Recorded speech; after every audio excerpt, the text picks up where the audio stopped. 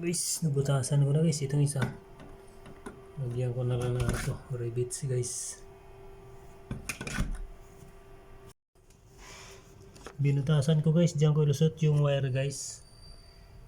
Ito na guys, i-splice ko dito yung linya para doon sa likod, yung additional na outlet guys. Splice yan sa dito guys. Ganito rin ba kayo maggawa guys, i-splice, hindi yung nakasuksok dito, naka-jumper lang.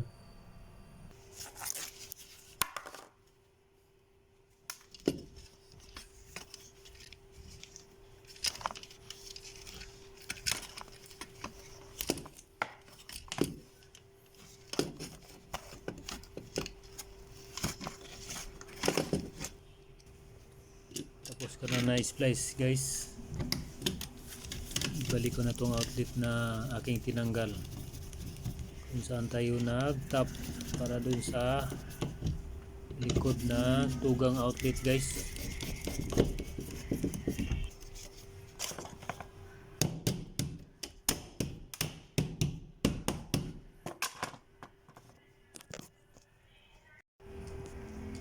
Ito na guys.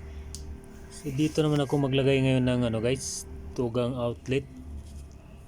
So ayan guys, ganito lang ang aking paggawa guys. So may sukatan niya siya guys kung gaano kahaba yung strand nating tanggalan natin ng balat guys. So ngayon guys, isuksok ko na dito sa kabila guys. Ayan guys, ikot-ikutin mo lang siya guys para mapasok ng maayos yung wire guys. Goods na guys. Ano siya guys, tugang outlet guys. Goods na guys. Tugang outlet. Kabit ko na dito siya guys.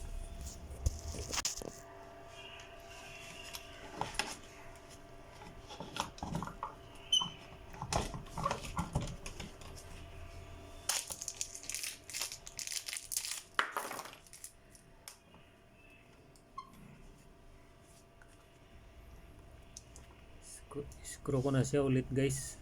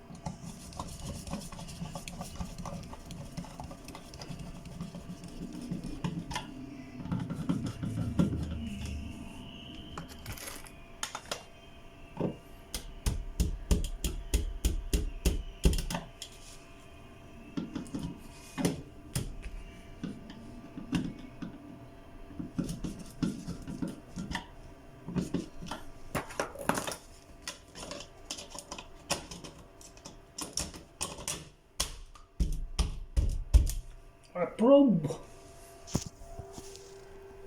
Yumin ko to guys, subukan ko tong aking ginawang outlet kung may power na. Ayun. Kabila.